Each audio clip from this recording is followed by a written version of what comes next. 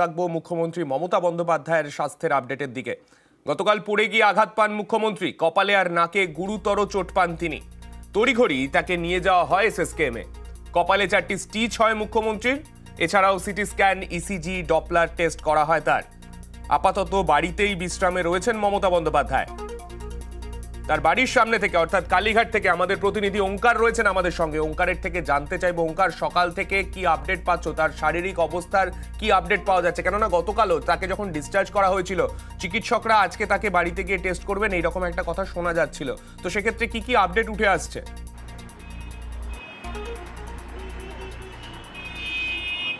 একদমই দেখো, মুখ্যমন্ত্রী মমতা বন্দ্যোপাধ্যায় তিনি কিন্তু আপাতত বাড়িতেই রয়েছেন এবং যেরকমভাবে হাসপাতালের তরফ থেকে আমরা জানতে পারছি, বেলা 10:30 নাগাদ এসএসকেএম হাসপাতাল থেকে একটি মেডিকেল টিম তারা কিন্তু আসবেন মুখ্যমন্ত্রীর বাসভবনে এবং সেখানে এসে মুখ্যমন্ত্রী মমতা বন্দ্যোপাধ্যায়ের শারীরিক অবস্থার সম্পর্কে পর্যালোচনা করবেন।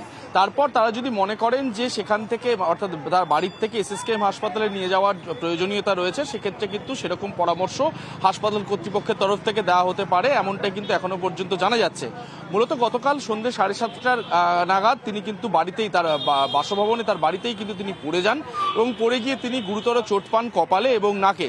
তারপর এসএসকেএম হাসপাতালে তাকে নিয়ে যাওয়া হয় এবং এসএসকেএম হাসপাতালে উডবান ব্লকের 12.5 নম্বর কেবিনে তাকে রাখা হয় এবং সেখানেই কিন্তু তার মোট 4টে স্টিচ, তার মধ্যে 3টে কপালে এবং একটি নাকে স্টিচ পড়ে এবং তারপরে তাকে কিন্তু সিটি স্ক্যান করানো হয় এমআর বাঙ্গুর হাসপাতালে এবং সেই সমস্ত যে রিপোর্টগুলি রয়েছে সেই রিপোর্টগুলোও কিন্তু আজকে চিকিৎসকেরা সঙ্গে করে নিয়ে আসবেন এবং তার শারীরিক অবস্থার সম্পর্কে পর্যালোচনা করবেন তার বাড়িতে এসে। এর পরবর্তী সময় চিকিৎসকেরা যদি মনে করে থাকেন যে পুনরায় তাকে এসএসকেএম হাসপাতালে যাওয়ার প্রয়োজনীয়তা রয়েছে, সেক্ষেত্রে তেমন পরামর্শও কিন্তু দেওয়া হতে পারে, এমনটাই কিন্তু এখনো পর্যন্ত জানা যাচ্ছে। সব মিলিয়ে তার শারীরিক অবস্থা আপাততভাবে স্থিতিশীল রয়েছে, এমনটাই কিন্তু এখনো পর্যন্ত আমরা জানতে পারছি। সান্নিক, বেশ, আমরা গতকাল থেকেই নজর রেখেছিলাম মুখ্যমন্ত্রীর স্বাস্থ্যের আপডেটের দিকে। তারপরে আমরা যে ছবি আমরা দেখতে পেয়েছি, অভিষেক বন্দ্যোপাধ্যায় তিনি নিজে হাসপাতালে উপস্থিত ছিলেন। কি বলেছিলেন তিনি শোনাবো।